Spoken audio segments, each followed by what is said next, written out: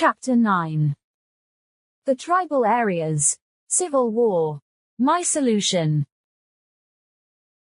That befuddled falcon, who was raised among vultures. What does he know about the ways of his kind? Allama Muhammad Iqbal.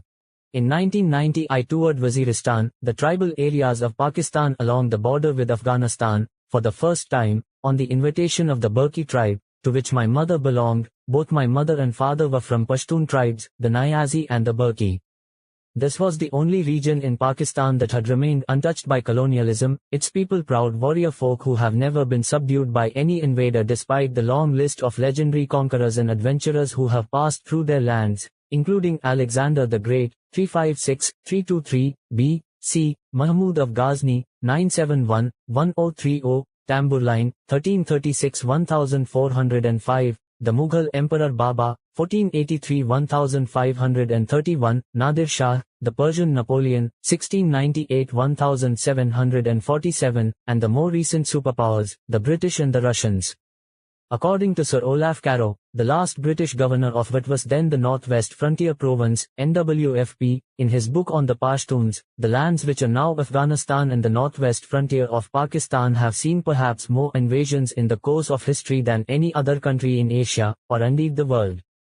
As early as 1898, Winston Churchill, then a war correspondent, reported back from the Northwest Frontier, the frontier tribes will never accept foreign occupation. I had initially been reluctant to make my first visit to the tribal areas, but was persuaded by my cousin Sohail Khan, who was in the frontier force, originally formed from regiments within the British Indian Army, and selected purely from the Pashtun tribes. We went to Kaniguram, in South Waziristan, where my mother's family originally hailed from. The Burki tribe still lives there and gave me a royal welcome with drumming and dancing and a hail of fire into the air from anti-aircraft guns and Kalashnikovs. The sound was deafening. These people fascinated me. It was like going back in time to the Wild West, an uncultivated terrain of desolate mountain ranges where every man openly carried a gun and was a warrior, making it the most unique place in the world.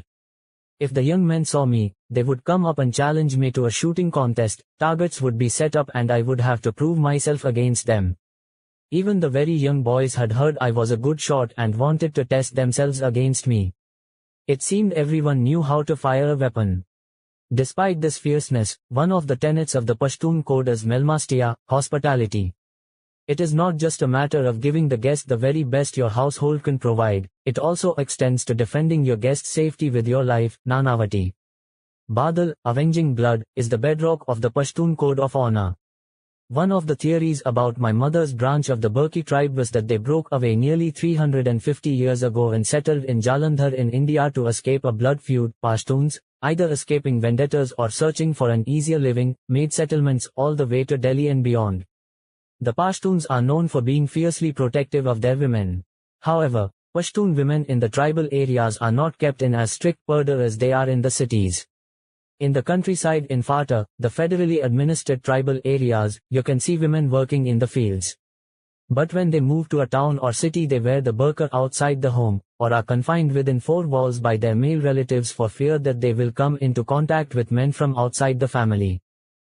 The Pashtuns maintain this extremely strong family system in some form or other even amongst their communities that have migrated to other areas. The Pashtun homeland stretches from Afghanistan, where they are the largest ethnic group, across Pakistan's tribal areas and the province of Khyber Pakhtunkhwa, but the largest Pashtun city is Karachi, in Sindh province. Waves of Pashtun migration to the commercial capital of Pakistan since the 1950s mean that it is now home to several million of them. Dr. Akhtar Hamid Khan, the founder of the Aurangi Pilot Project, a social initiative in a squatter quarter in Karachi, found that because of their powerful family system the tribal Pashtuns always forged ahead of the other two ethnic communities living in Aurangi.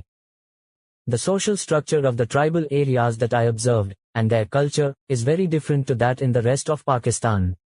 Far from being the lawless savages of popular myth, the people have lived by an ancient democratic system which allowed them to carry themselves with self-respect and dignity. The concept of honor in South Asian culture has received a bad press because of the deeply offensive honor killings, but by upholding one's honor, impoverished people living hard lives can maintain a sense of dignity and command respect.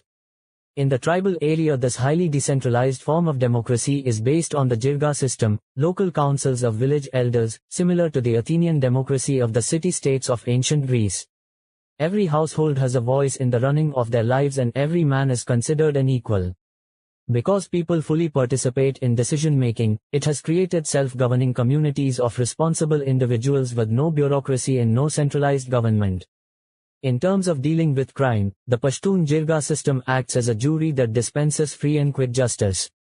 A culprit will usually be known to everyone in the village and will be hauled in front of the jury. There is no question of false witnesses as everybody knows everybody else's credibility.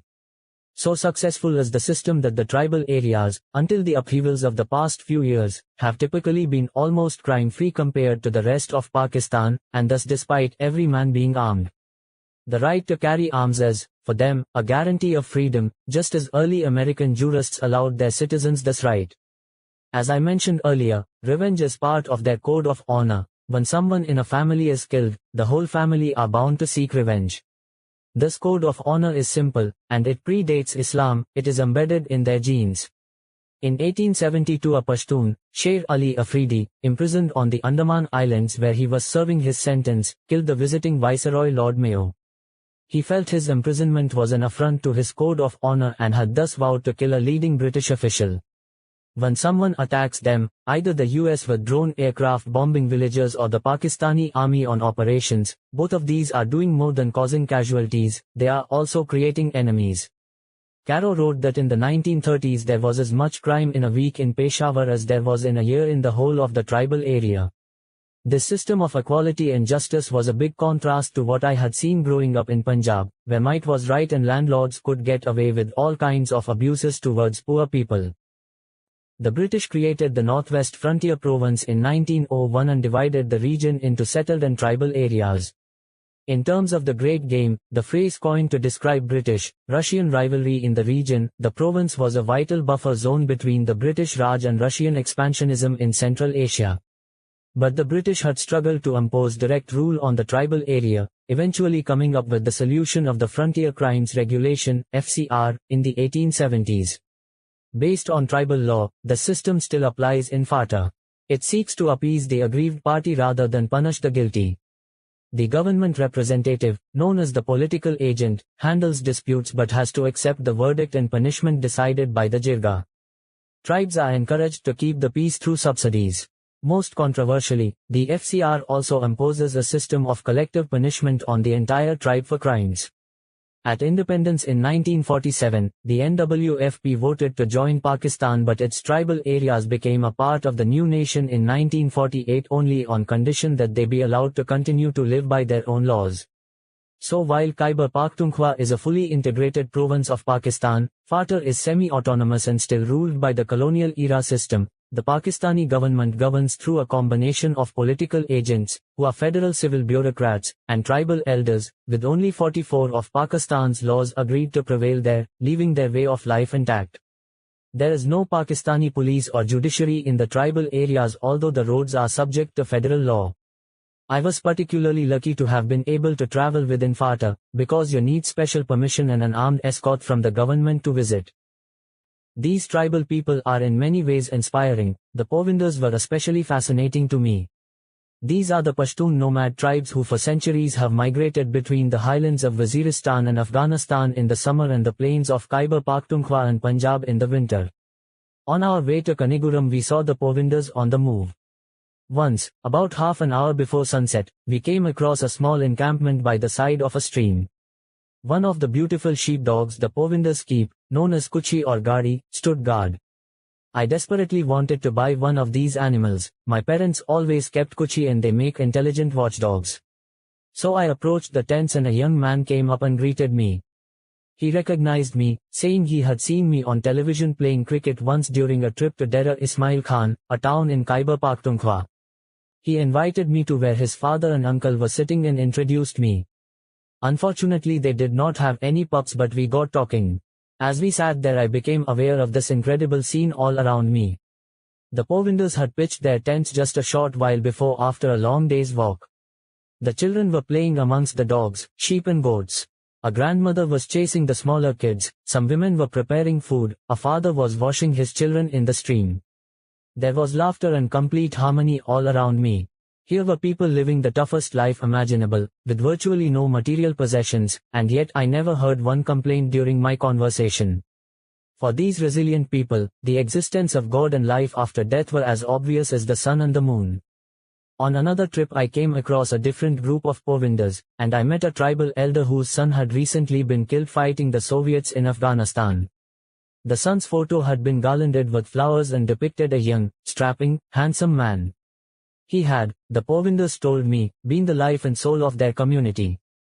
"I'm sorry," I said to the father. He simply looked at me and said, "You should congratulate me, my son has embraced martyrdom for a higher cause." One of the main things that struck me during a series of trips to the tribal areas that I undertook between 1990 and 1992 to research my book about the Pashtuns, warrior race, was the total lack of education. So fiercely did they defend their culture that the tribesmen never allowed the British to build schools during the Raj. Yet when I visited them I found they craved education. Everywhere I went they wanted schools, but successive Pakistani governments have given them precious few educational facilities. Without education, the tribal area's culture cannot evolve. This is particularly sad because it is a society that would respond well to education. The Pashtuns have clung fiercely to their way of life throughout the centuries. They have no fear of authority, unlike people in the rest of Pakistan, especially in Punjab and Sindh, where centuries of feudalism have made the masses bow before power. It is the confidence derived from their democratic system that has enabled the tribal people to become great generals, officers and even rulers all over India for centuries. Unlike the poor living under the feudal system, who do not aspire to leadership, the tribal Pashtuns are brought up as natural leaders. It is this difference in mentality that made the Pashtun areas harder to conquer than much of the Indian subcontinent. Throughout history even warring Pashtun tribes will cast aside their differences and stand up to an invader. This is how, in going after a few hundred Al-Qaeda fighters for America's war on terror, the government has raised a rebellion amongst tribes with the potential fighting power of 1 million armed men. In succumbing to Washington's pressure to send the Pakistani army into the tribal areas, we have a conflict that could lead to the collapse of the Pakistani state. In addition, the people of the tribal areas remain marginalized from mainstream politics. Pakistan only gave them the right to vote in 1997, previously only the Malik, or tribal leaders, could vote or contest elections. Most of the country's main political parties have chapters and representatives in FATA, but candidates can participate in polls only on a non-party basis. It also remains the most underdeveloped area of Pakistan, neglected by the state and isolated by its mountainous terrain, which makes the delivery of services and infrastructure challenging. About 60% of the population lives below the national poverty line and per capita income is half the national average. Per capita public development expenditure is said to be a third of the national average. Eking a living out of the land in many areas is tough, and opportunities to earn a wage limited. The Community Appraisal and Motivation Program, CAMP, an NGO that operates in FATA, has conducted a series of surveys in the area. When asked to name a living national politician they admired, 50% or more of respondents said they could not name one or did not admire any of them. In the 2010 survey I got the highest rating at 13.1%, Zardari was the nearest contender at 4.4%. Similarly, a 2010 poll in FATA by the New America Foundation and Terror Free Tomorrow found that Tehreek-e-Insaf was the most popular party with just over 28% of the vote. The next most popular was PML-N, with 10%. In neighboring Baluchistan the tribes are also known for their ferocity and strength. However, thanks to a succession of rulers, from the British to the current Pakistani government, using the Baluchi Sardars, leaders, to control the people, the system of leadership has degenerated from an egalitarian one into an almost feudal-like subservience, as aptly described in his book, A Journey to Disillusionment, by the Baluchi Sardar Sherbaz Khan Mazari. In contrast, the Pashtuns have often rebelled against any Malik seen as an agent for the British or the central government. Because of the Jirga system, they are also used to a tradition of debate and are more receptive to intellectual discussion. The university I have built in Miyawali, which is on the edge of Khyber Pakhtunkhwa, has drawn great interest, not just from locals but also from people from Waziristan looking to educate both sons and daughters. Female literacy in the tribal areas is woefully low, estimated at 3% compared with the national average for women of almost a third. Male literacy in Fata is 29.5%. In conservative areas of Pakistan, it is not that people are against female education per se, they just want to know their womenfolk will not have to travel far and that they will be safe. They are also suspicious of education for women being used by foreigners to chip away at their traditions. One of their greatest fears is that a westernized education will detach women from their religion and their culture, hence the suspicion of foreigners and westernized Pakistanis in parts of the countryside.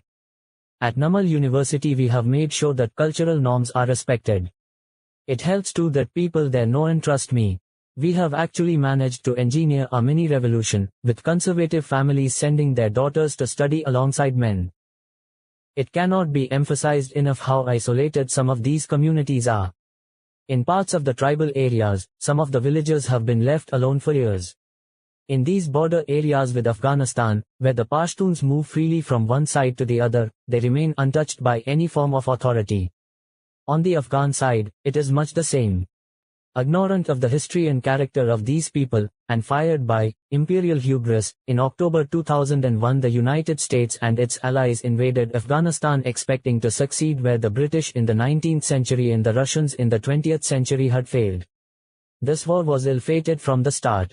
A military campaign defined as a battle against Islamic extremism soon became in Afghanistan a liberation struggle against foreign invaders. And the Battle of Afghanistan's 15 million Pashtuns has incensed Pakistan's 25 million Pashtuns. In a repeat of what happened with Vietnam and Cambodia, the Americans have allowed the war to spill into a neighboring country.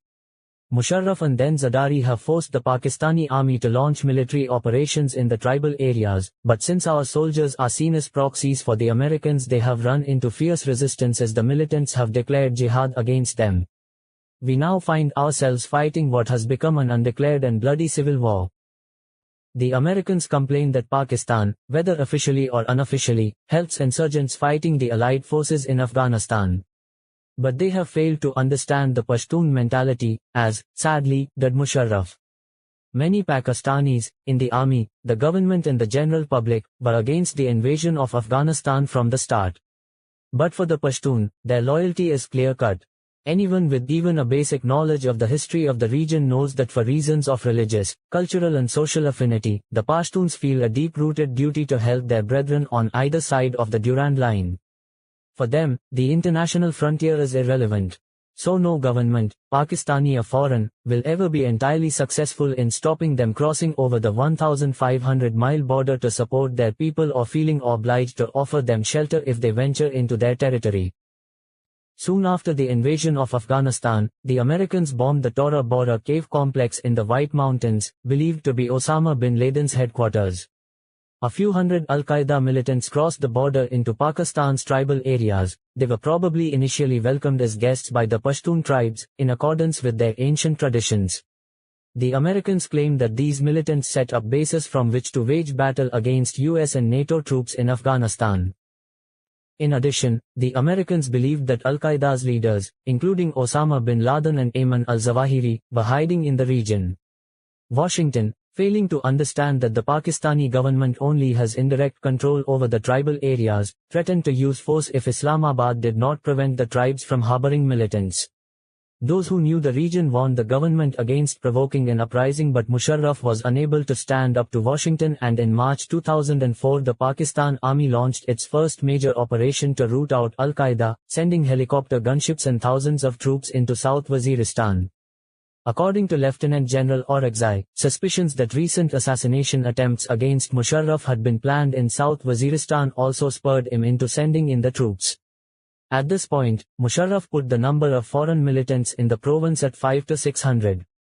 Yet according to Lieutenant General Orakzai, when he took the army into the tribal areas and worked with the tribes handed over around 250 Al-Qaeda militants to the army. Thanks to pressure from Washington, Pashtun officers in the army were weeded out before the operation, and Orakzai himself, who hails from the Orakzai Agency, an area of Fata, was forced into retiring 1 month early. Major General Safda Hussain, a Punjabi, replaced him. The operation was a disaster, with many casualties on both sides.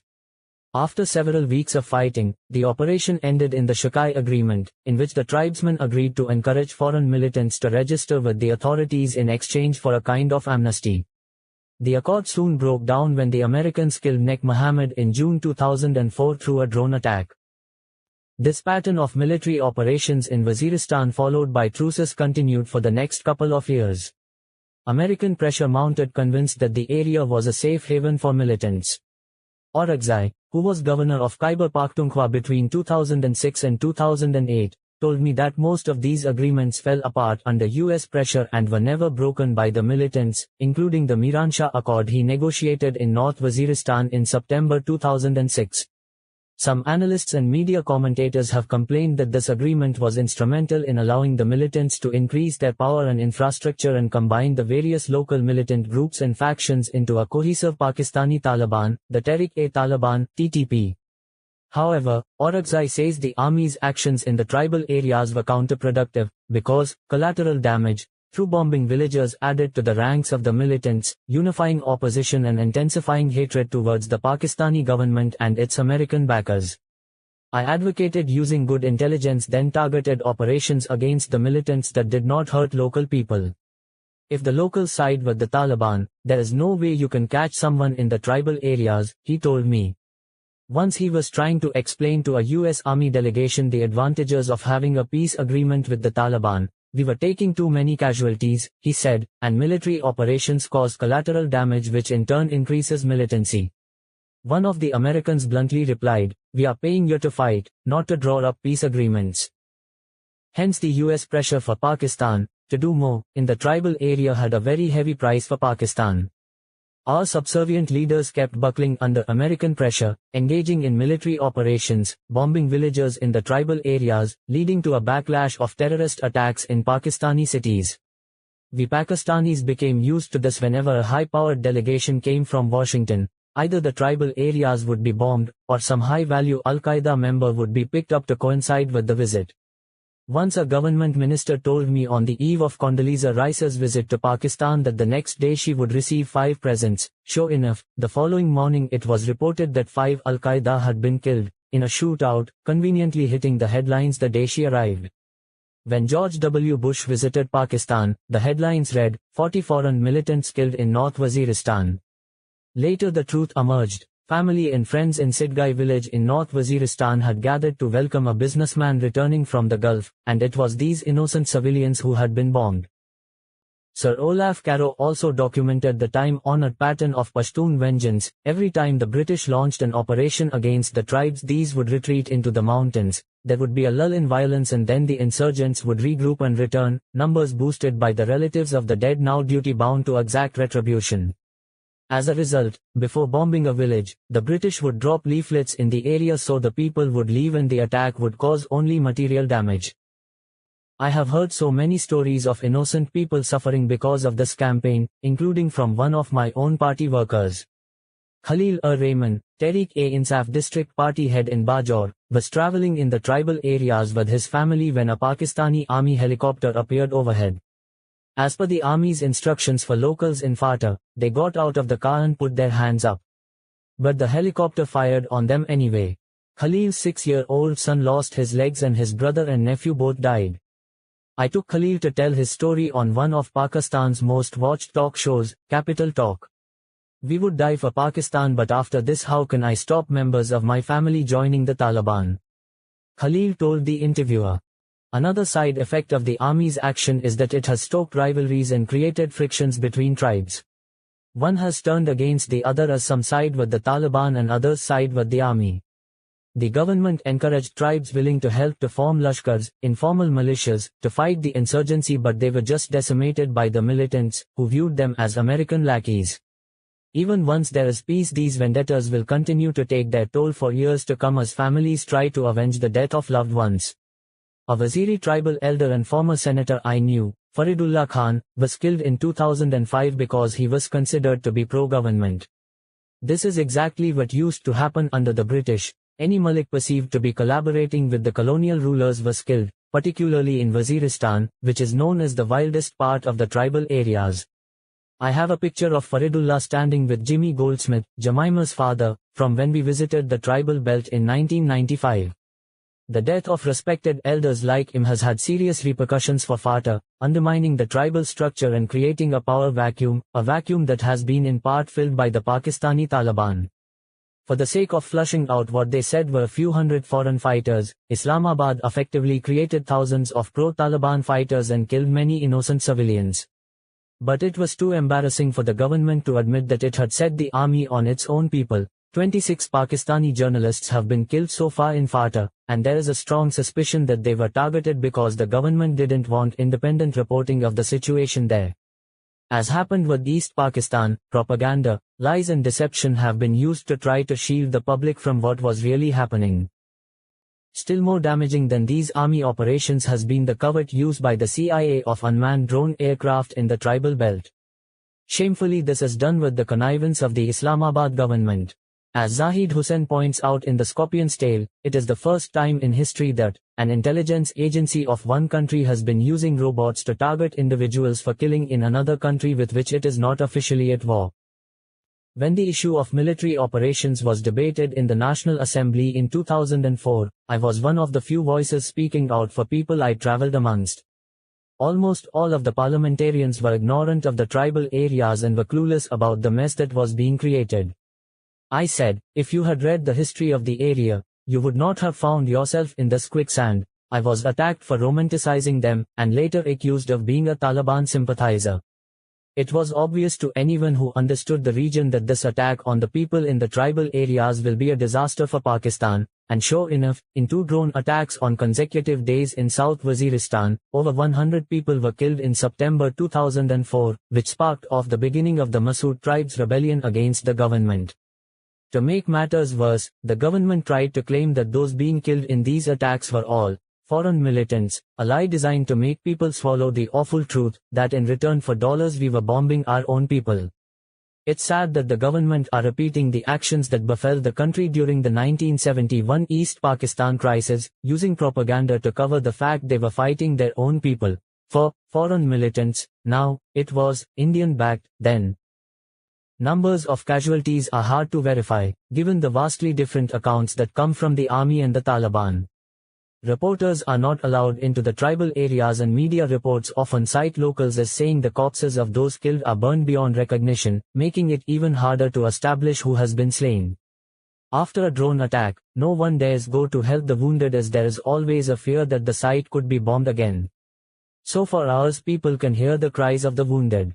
Major General Ghayur Mahmood claimed in early 2011 that almost all those killed in drone strikes were terrorists, showing how low our government had sunk, blatantly lying to cover up these immoral drone strikes. At a Pakistani ex-servicemen association meeting I attended, a tribal elder from North Waziristan, Kulabat Khan, challenged this, arguing that if an attack killed 20 people then at least 18 of them were civilians. He questioned how the government could verify the identity of the dead when drone attacks are typically in areas where the Pakistani military does not operate. Based on their drones database, Peter Bergen and Catherine Tiedemann at the New America Foundation estimate that between 1,492 and 2,328 people have died in 244 drone strikes between 2004 and May 2011. They put the civilian fatality rate over this period at approximately 20%. However, analysis by Pakistani newspaper The News found that in 2010 about 59% of those killed were civilians. Furthermore, the news estimates that, despite this appalling record, the attacks only killed a fifth of the 100-plus high-value targets on the CIA's hit list in 2010. This campaign, initiated by Bush, has been ramped up under Obama's remit. The news estimates that unmanned aircraft strikes hit an annual record of 124 in 2010, more than doubling from 2009. One also has to imagine the number of innocent people maimed and injured in these incidents. This campaign of terror from the skies has provoked immense anger and outrage in Pakistan. Karim Khan from North Waziristan tried to sue the head of the CIA, who was whisked away from Pakistan, for the death of his son and brother in a drone strike in Waziristan, seeking $500 million in compensation. To justify this rampant violation of Pakistani sovereignty, the Americans have run a consistent campaign of demonization against our country. A succession of US officials and analysts have branded Pakistan the most dangerous country in the world for everyone, and a nuclear-armed crucible of jihadi culture, exporting terrorists and destabilizing its neighbors, accused us of hosting the most dangerous component of Al-Qaeda, being the most anti-US country in the world, and the most likely source of the next terrorist attack against America. Everybody from Senator Bob Graham to Bruce Riedel, former National Security Advisor to President Clinton, as well as Vice President Joe Biden, has participated in this chorus of condemnation. What Washington fails to understand is that the existence of a small minority of hardcore militants in certain areas of the country does not mean Pakistan is on the verge of being taken over by religious fundamentalists. The war on terror is certainly pushing people towards extremes of opinion, but those who know Pakistan know that there will never be Talibanization in Pakistan. In Afghanistan, the Taliban succeeded not because of their ideology but because they promised people rule of law after years of war and the atrocities and corruption of the warlords. There is some misconception in the West that the Afghan Taliban replaced a secular government. In fact, they took over from warring mujahideen that included people like Gulbuddin Hekmatyar, initially supported by the CIA when he fought the Soviets, and who was considered a religious fanatic by the Russians. In every country where Islam has spread, the character of the people has shaped the religion. Often, the underlying culture remains with only those customs repugnant to Islam filtered out. Because of the hostility of their territory, the Pashtun culture has always been austere and conservative. Islam is an intrinsic part of life for Pashtuns, as for most Pakistanis. If there is support for Sharia law, it is because they believe it offers a fairer system of justice and a more equal society than the Pakistani state has hitherto given them. They are also strongly against the way the United States has handled Islamic terrorism since 9/11 and see the fighting in Afghanistan as a battle for freedom against foreign occupiers. 30 years before, the men fighting in Afghanistan against foreign occupation were hailed by US President Ronald Reagan as the moral equivalent of America's founding fathers. In the 2002 elections there was a sweeping and unprecedented victory for the Muttahida Majlis-e-Amal, MMA, mainly headed by the two religious parties Jamiat Ulema-e-Islam, JUI, and Jamaat-e-Islami, J, because of their opposition to the invasion of Afghanistan. But that does not mean there is wide support for the Taliban ideology. The militants' attacks on girls' schools and the desecration of saints' shrines are particularly resented. In its 2009, Understanding Fatah poll, the NGO camp found that respondents ranked democracy, the independence of the judiciary and women's rights as the biggest human rights issues in Pakistan. Besides, as the Pak Institute for Peace Studies, PIPS, concluded in a report on attitudes towards militancy and extremism, local culture has proved resilient. Even in the areas where culture or traditions had been subdued by radicalization, as the militants tried to impose their version of Islam on local people, the culture reasserted itself once this militant influence faded. It uses the example of SWAT, where following a major military operation to oust the Taliban in 2009, local traditions and customs resumed. Even in the 19th century during the twilight days of India's Mughal Empire, when Sayyid Ahmad Barelvi founded a revolutionary Islamic movement, it failed to take hold. Barelvi preached jihad against non-Muslim influences and tried to rally the Pashtun tribes to his cause, but they disliked his rigid brand of Islam and abandoned him, leaving him to be slain by the Sikhs who had at that time conquered the settled Pashtun areas. There is a strong Sufi influence in Pakistan, which will always be at odds with the strict literal Islam of Wahhabi ideology that influences many militant groups. This tension is represented by the two main schools of thought for Sunni Muslims in Pakistan. Barelvis typically lean towards South Asia's traditional brand of Sufi Islam with its saints and shrines and message of tolerance. Deobandis, on the other hand, are more ideologically aligned with the Wahhabis and are therefore more sympathetic to the Taliban's version of Islam. Pakistan could have suggested far more effective methods of rooting out Al-Qaeda. To those of us who know the tribes, the obvious solution was to work with them, to cajole them and to encourage them to collaborate. After all, they have been known to contribute to Pakistan's national interests in the past.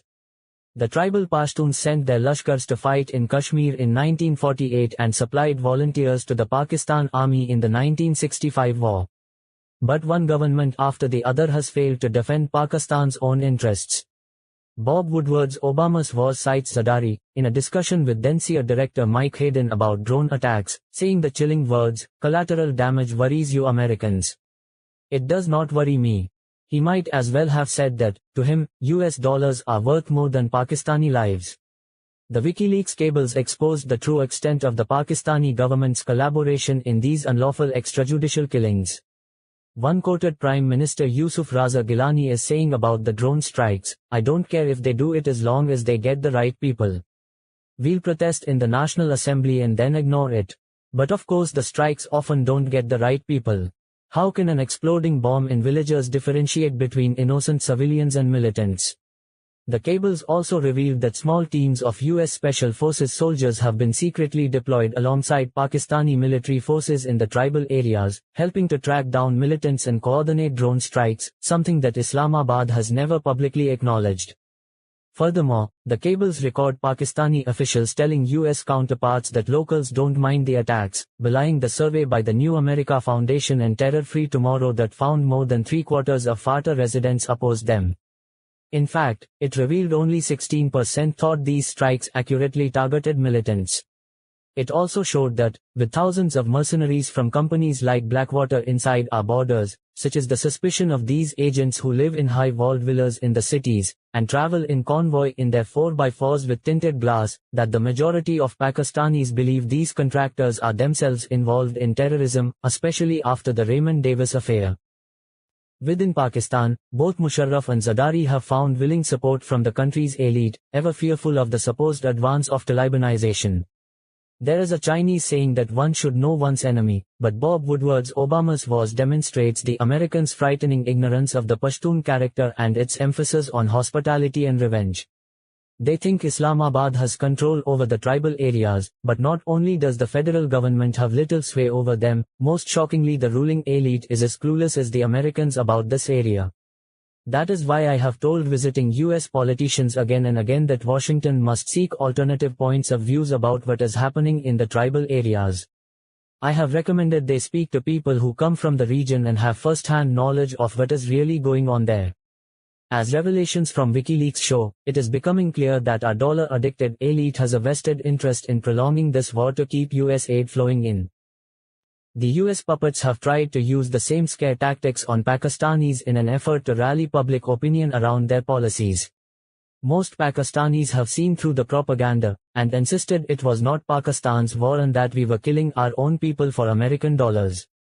When a young charismatic cleric by the name of Maulana Fazlullah sprang into prominence in Khyber Pakhtunkhwa's Swat Valley, fomenting unrest following the Red Mosque affair, the government took the opportunity to terrify Pakistanis with the idea that the Taliban had their sights on Islamabad. Now many people, particularly our country's opinion makers, who know nothing of rural Pakistan, do not understand the difference between Swat and the tribal areas. They think all Pashtuns are the same. But Swat is very different to the tribal areas, in terms of politics, history and geography. Where much of the tribal areas are made up of inhospitable mountain terrain, Swat is a green and fertile valley, once known as the Switzerland of the East. It was a princely state until 1969, run like a personal estate by the Wali of Swat with a combination of tribal customs and Sharia law. It had a rich Buddhist history, one of the highest literacy rates in Pakistan and was relatively crime-free, safe enough to draw hippies in the 1970s looking for a chilled-out haven in which to smoke pot. Until 2007 it was still a popular ski resort and weekend getaway for the elite of Islamabad. Unlike in the tribal areas, where only 44 federal laws apply, Swat, like the rest of the settled areas, is legally and politically run like the rest of Pakistan. And unlike the tribal areas, it shares no border with Afghanistan. There had, though, since Zulfikar Ali Bhutto ousted the Wali in 1969 and incorporated Swat into the civil administration of Khyber Pakhtunkhwa, been discontent. Political interference and manipulation by various Pakistani governments along with the corruption of government officials had corroded traditional tribal democracy and over the years crime rates had risen. According to my cousin Jamshed Burki, who used to be Commissioner of Malikand, the administrative division Swat comes under, when Pakistan's justice system was established in Swat the murder rate shot up from 10 a year in 1974 to 700 a year in 1977. Consequently, resentment against the Pakistani government system of justice, which was seen as corrupt, expensive and inefficient, had been simmering, eventually feeding into a movement calling for Sharia law. Known as Tehreek-e-Nafaz-e-Shariat-e-Muhammadi, Movement for the Enforcement of Islamic Law, this was founded by Maulana Fazlullah's father-in-law, Maulana Sufi Muhammad, an Afghan jihad veteran. When Muhammad was imprisoned in 2002, the more radical Fazlullah assumed leadership of the movement.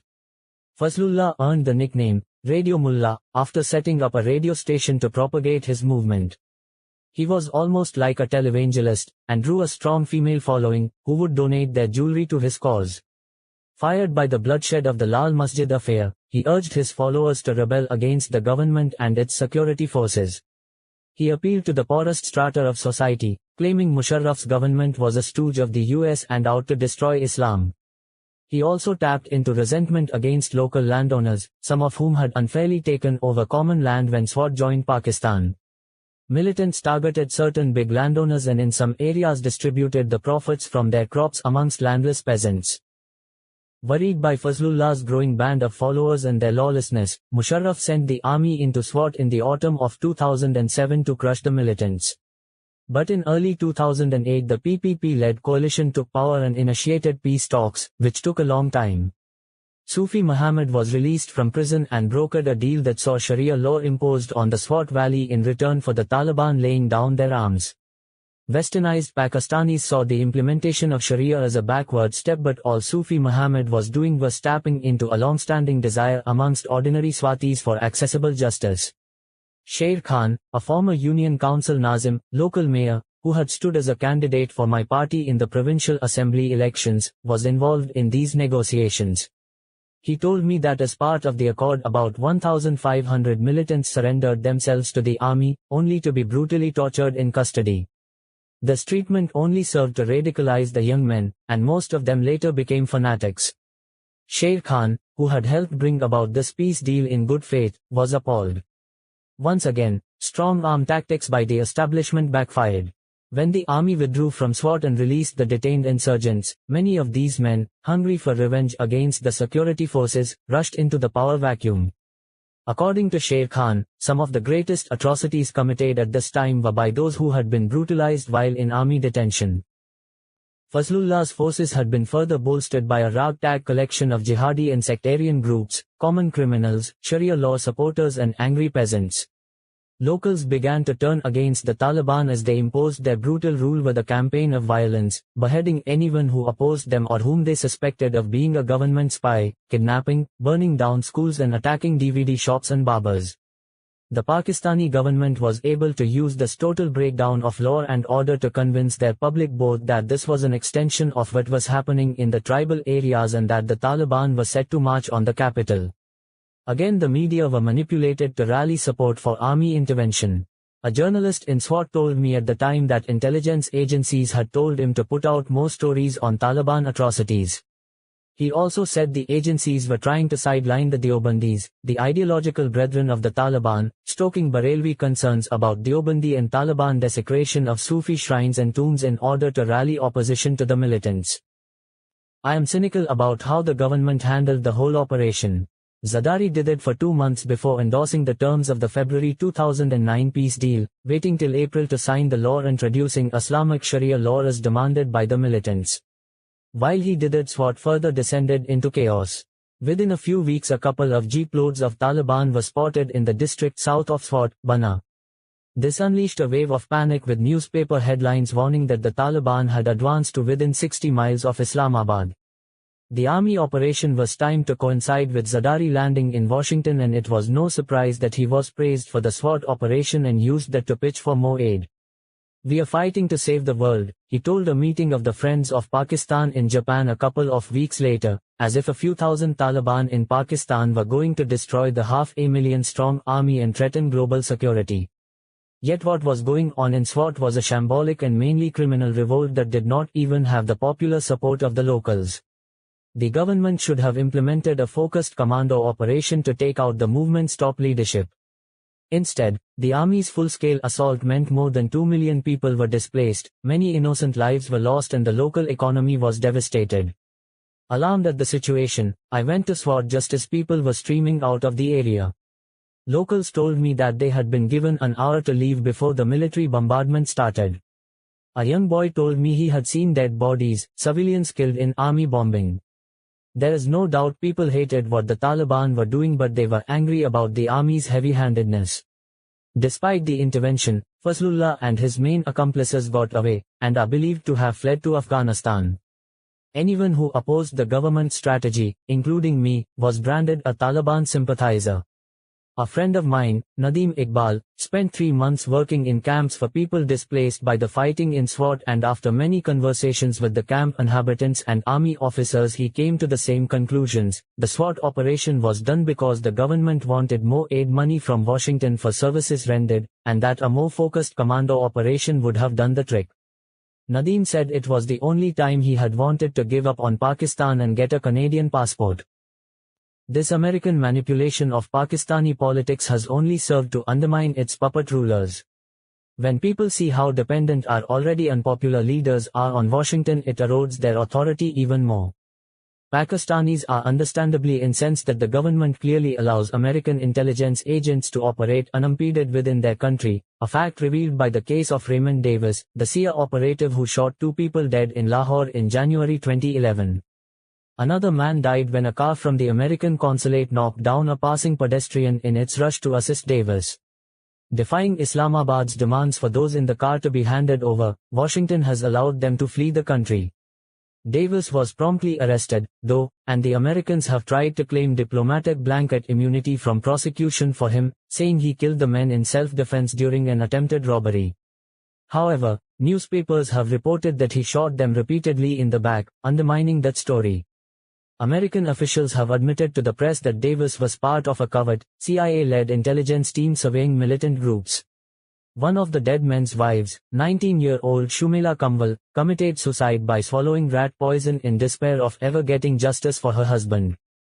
In a scene that was played over and over again on Pakistani news channels, she told reporters at her hospital bedside just before her death that she wanted blood for blood. She told them she was committing suicide, because I will not get justice. The Davis case triggered demonstrations across the country, created a diplomatic firestorm, and inflamed anti-American feelings more than ever. Shumela Kamwal's distraught words illustrate the kind of anger and despair that in the tribal areas leads people to blow themselves up to avenge the death of their relatives, whether from drone attacks or military operations. As David Kilcullen, a counterinsurgency expert and former advisor to General David Petraeus, and Andrew Axsom, a fellow at think tank the Center for a New American Security, wrote in the New York Times, every dead civilian killed in a drone strike represents an alienated family, a new desire for revenge, and more recruits for a militant movement that has grown exponentially even as drone strikes have increased. Sure enough, as military operations by the Pakistani army and drone strikes have intensified, so have terrorist attacks. According to Farooq Salim at Pakistani think tank the Center for Research and Security Studies, there were only 189 terrorism-related deaths in 2003, but the toll peaked at 11,585 in 2009 when army intervention was at its height. Civilians bore the brunt of this as the terrorists shifted their attention from security forces to increasingly soft targets, such as the campus of Islamabad's International Islamic University, and markets in Lahore and Peshawar. One glaring example of the way in which the government's policy simply escalated the violence was the 2006 airstrike on a madrasa said to harbor militants in Bajaur, the smallest of the FATA territories, near the Afghan border. At least 80 people died, and news reports cited locals saying 62 of them were children under the age of 18. Militants vowed revenge, and it was swiftly followed by a suicide bombing attack on a military garrison, killing 42 army recruits. The man who carried out the assault was said to have been a relative of one of the children killed in the Bajaur madrasa. Still worse was the cack-handed cover-up of American involvement in the madrasa bombing. The Pakistani military claimed responsibility for it, but locals and opposition politicians said that the strike was conducted by an American drone aircraft. According to the New York Times, residents said Pakistani army helicopter gunships appeared firing rockets after the initial explosions. The Pakistani government denied the claim, although Christina Lamb of the Sunday Times later reported that a key aide to Musharraf had admitted that they had thought, it would be less damaging if we said we did it rather than the US. Nor has US foreign policy or military strategy fared any better in Afghanistan. Hamid Karzai's regime is undermined by the weakness of Afghanistan's state institutions, allegations of vote rigging and its inability to control either rampant government corruption or the diabolical security situation.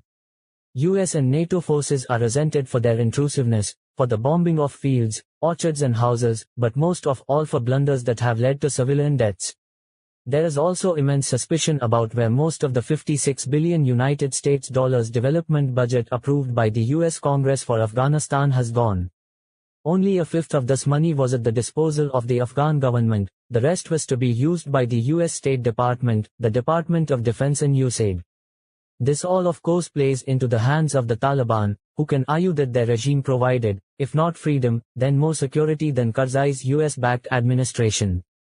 They are further uprooting what state infrastructure exists by setting up their own shadow government in parts of the country.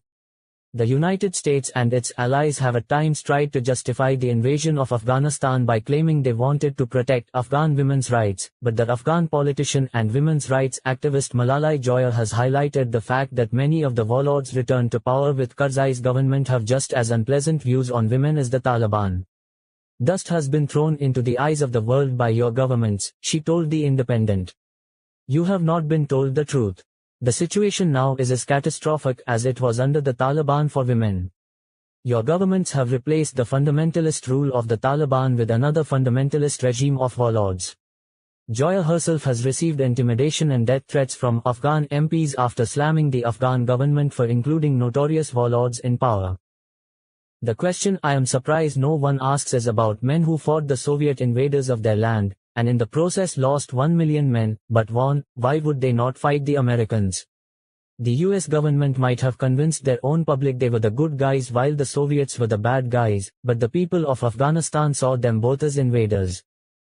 Bob Woodward has revealed how Obama, while debating whether to send more troops to Afghanistan or not after coming to power, always asked the right questions: what are we fighting for, what will we achieve, and what constitutes victory? The generals resort to their usual policy of fear-mongering and claim that if they don't win in Afghanistan then they will have to fight Islamic militants on the streets of New York. Part of the distortion of the truth is that the US are not fighting freedom fighters but the Taliban ideology. These words are very similar to those spoken by the men who promoted the Vietnam War, talking about the domino effect, that if they didn't fight in Vietnam, other countries would fall to the communists till they were on America's doorstep, and later, when Vietnam fell to the communists, 3 million people had died, and there was no domino effect. The parallels with Vietnam go deeper. The failure of the war in Afghanistan has led to Pakistan becoming a punch bag for the US, just as Cambodia became one over Vietnam.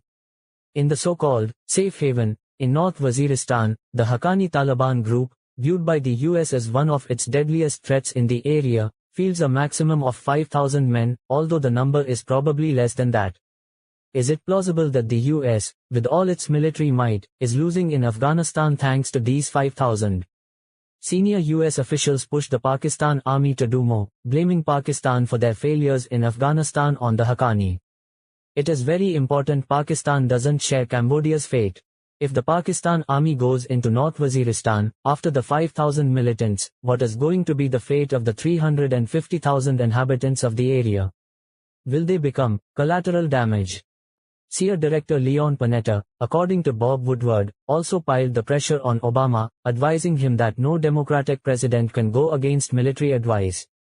Sadly, Obama, going against all his better instincts, heeds him rather than Colin Powell, who tries to tell him he doesn't always have to listen to the generals.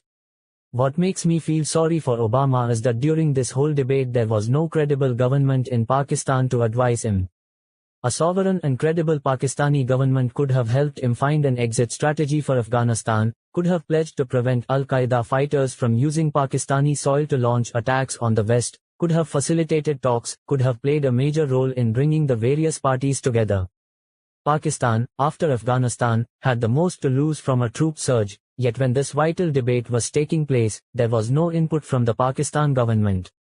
Instead, all Zardari was interested in doing was giving Obama whatever advice would lead to Washington pumping more money into Pakistan to prop up his corrupt government. The supreme irony was that it was the US who was responsible for engineering the 2008 elections to get a corrupt and pliant government to do its bidding. The current strategy can only increase radicalization, a dangerous prospect given that Pakistan is a country with a fast-growing population, a youth bulge and high rates of unemployment. Now there will be a generation born of anger, an army of young men who lost relatives to US drones or Pakistani military operations. And that radicalization will not just be limited to the poor and dispossessed.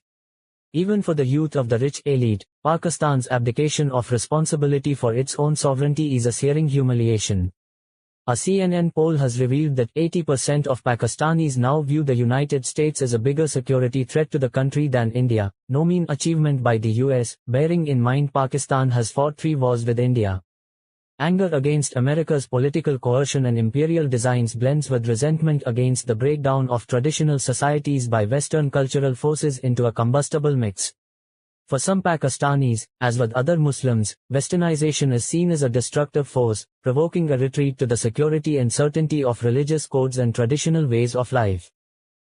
The tragic shooting of the governor of Punjab, Salman Taseer, in early 2011 showed only too clearly the growing polarization of Pakistani society.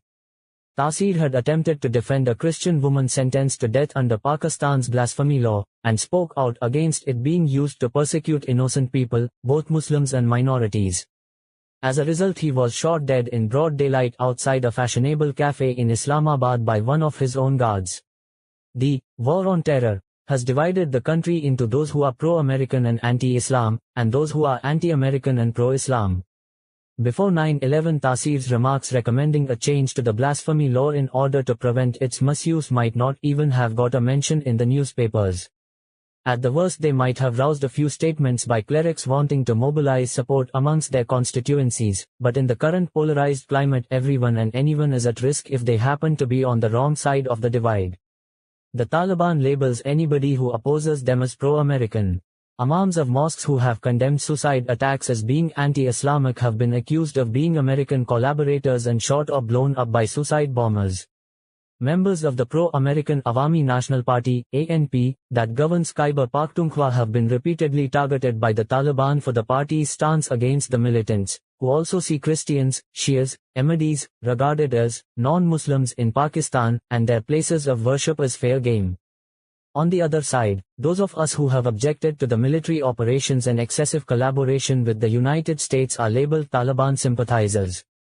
This means that a meaningful debate on this whole issue of war on terror will become more and more difficult. People are petrified of being caught on the wrong side of the argument. The other thing Taseer's death has revealed is the erosion of the writ of the state. His murderer was lionized and showered with rose petals by lawyers when he appeared in court. No action was taken against religious leaders who in mosques, at rallies and on television arguably incited murder during the period of fevered national debate that led up to the shooting. Zardari, a close friend of Taseer's, did not even attend his funeral. 2 months later, the Minorities Minister Shahbaz Bhatti was killed by a gunman outside his mother's house in Islamabad. As the state gets weaker and weaker, different power players are jostling to assert themselves, just as during the decline of the great Mughal Empire various warlords and governors started forming their own independent power bases. As the politicians barricade themselves in with ever greater security details, diverting scarce resources from the streets of Pakistan, daily murders in Karachi and Baluchistan go unchecked, a civil war rages along most of our western border and crime and corruption surge higher and higher. America frequently invokes fear of the state collapsing and Pakistan's nuclear weapons falling into the wrong hands, but its tactics are fueling polarization, radicalization and chaos, which could lead to exactly the kind of destabilization that it most fears. The weaker the Pakistani state gets, the less it will be able to control extremism. When in 2010 news reports said that senior US commanders in Afghanistan were pushing to expand special operations ground raids into Pakistan's tribal areas to seek out Afghan Taliban, Anatol Levin, professor in the War Studies Department of King's College London and a senior fellow of the New America Foundation in Washington, described it as a lunatic idea. He wrote in an article widely reprinted in Pakistan that, the one thing that would certainly lead to the collapse of the Pakistani state and an immense surge in extremist and terrorist strength would be if the Pakistani army were to split and parts of it were to mutiny against the alliance with America. He goes on to explain that various Pakistani army officers have warned him that the entry of US ground forces into Pakistan in pursuit of the Taliban and Al-Qaeda is by far the most dangerous scenario for both Pakistan-US relations and the unity of the Pakistani army. As one retired general explained, drone attacks, though ordinary officers and soldiers find them humiliating, are not a critical issue because the Pakistani military cannot do anything about them. It's also worth bearing in mind that assassination attempts against Musharraf and an attack on the Pakistani army headquarters in Rawalpindi by militants were both inside jobs, while Tasir's murder by one of his own guards sparked fears about possible radicalization within the country's elite security forces. The discovery of Osama bin Laden's hiding place on the 2nd of May was humiliating for every Pakistani, but his death was devastating for the Pakistani armed forces. For the first time, people openly criticized the army in the media, asking repeatedly, how can we spend such a large part of our budget on the army, and yet it could not protect our sovereignty? How could the army not respond to helicopters flying about, to the sound of explosions and gunfire going on for nearly 3/4 of an hour, so close to their academy? No one knew the building under attack was Osama bin Laden's then, it could have been anyone's, so where was the army? Why was it not at least making the effort to protect its citizens, before the true identity of the inhabitant was revealed? There was a tremendous amount of anger, and my biggest worry remains that if things continue as they are, we could face a rebellion within the army's ranks, the ultimate nightmare situation for Pakistan. Aside from the tremendous losses to Pakistan and Afghanistan caused by Washington's callous and misguided policies, these cause huge detriment to America's own interests. This has been revealed again and again. Most infamously, Faisal Shahzad, the Pakistani-American sentenced for the botched Times Square bombing, cited US foreign policy as justification during his trial. I want to plead guilty, and I'm going to plead guilty 100 times over, he said, because until the hour the US pulls its forces from Iraq and Afghanistan, and stops the drone strikes in Somalia and Yemen and in Pakistan, and stops the occupation of Muslim lands, and stops killing the Muslims, and stops reporting the Muslims to its government, we will be attacking the US, and I pled guilty to that. When asked by the judge about the children he might have killed had his attack in New York been successful, he pointed out that drones in Afghanistan and Iraq don't see children. They don't see anybody. They kill women, children. They kill everybody. Personally, I think the radicalization of Muslims in the West as they watch the bloodshed and chaos spread by Washington's policies, not just in Pakistan and Afghanistan, but also in countries like Somalia and Yemen, is a far greater threat to Western security. Most of the struggles against colonialism in the 20th century were led by people who had studied in the West. Jinnah, Gandhi and Nehru all had the opportunity to see Western democratic societies in action and were inspired to campaign for the same rights for their countrymen. My own awareness of democracy, the rule of law and the welfare state was awakened when I first went to England to study. Muslims who have grown up and been educated in the West will have a greater awareness of the ways in which human rights laws are broken in the name of the war on terror than many of those living in Muslim countries. They will be aware that no civilized law allows anyone to be judge, jury and executioner, as the seer is when it fires on people with its drones, eliminating suspects along with their wives, children and neighbors. The Americans may believe that terror plots originate in Pakistan, but to blow up civilians in the United States and Europe, terrorists need Western-based Muslims to carry out the attacks. Unfortunately, the next Faisal Shahzad may succeed. Pakistan should have remained neutral. We could have offered to assist the Americans, but not let our army act as mercenaries. The carnage now going on is because the army is seen as agents of America, and they are being squeezed by the anti-US forces who see them as puppets of the Americans on one side, and on the other by the Americans themselves, to carry out more operations against their own people. With jihad declared against it by the militants, there have been 40 major attacks on army installations. The first thing Washington has to accept is that it must withdraw from Afghanistan as soon as possible. With the death of Osama bin Laden, this is the perfect time for President Obama to announce victory, and move out, and give peace a chance. After all, it was only for Osama that the Americans first arrived in Afghanistan. This is the single most important step it can take in order to quell Muslim anger around the world, and give the Afghan people a chance of peace and self-government. This would prevent Pakistan from descending into more violence, but this has to be managed properly so as to prevent a bloodbath along the lines of the post-Soviet Afghan chaos. Obama's bid to turn around the war with 30,000 additional troops has failed. He allowed himself to be swayed by generals whose understanding of strategy is confined to the battlefields and who cannot fathom Afghanistan. The deadly combination of a war of resistance against foreign occupation and the religious injunction to protect one's freedom means the Americans will never win. There will never be a shortage of recruits and people willing to die for their country. This war is not about numerical or armament might. In the words of Pakistani journalist Mir Adnan Aziz, Afghanistan is a lost duel. History, geography and culture make the area a nightmare for any foreign presence attempting to impose its will on the nation. The urgent need to seek some kind of deal with the Taliban in Afghanistan was gaining currency in 2010 and early 2011. There were reports that the United States had begun direct, secret talks with senior Afghan Taliban leaders on finding a political settlement. US ally the UK also seems to have been pushing for a peaceful solution, and the head of its armed forces, General Sir David Richards, said a defeat of Islamist militancy, in the sense of a clear-cut victory, is unnecessary and unachievable, and that it can only be contained. Meanwhile, a British parliamentary report warned in March 2011 that the window of opportunity for talks was closing. The Taliban, for all their faults, are an Afghan not an international group. Afghans have not risen up and joined the international jihad espoused by Al-Qaeda. Afghans have not been found to be involved in terror attacks or plots in the United States or Europe. They are also unlikely to allow a new Taliban regime to operate as it did before or permit Al-Qaeda to exert so much influence over their government again. This is backed up by a report by Kandahar-based researchers Alex Strick van Linschoten and Felix Kuhn saying Afghan Taliban leaders would be willing to make a break with Al-Qaeda in order to end hostilities and could be persuaded to ensure Afghanistan was not used as a base for terrorism. The Taliban, therefore, need to be dealt with through an Afghan political system with peace talks and the establishment of a new government of consensus negotiated with the assistance of Iran, Pakistan and Saudi Arabia.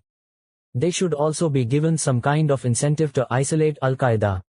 At the moment, the US has a totally confused policy of a fight and talk approach. They want to open dialogue, but keep bombing at the same time. Tragically, that approach is never going to work. When so many civilians are being treated as Taliban fighters by the Americans, 80% of those taken as Taliban are released within 2 weeks because they are civilians. And in July 2011 the UN has said there has been the largest number of civilian casualties since the surge.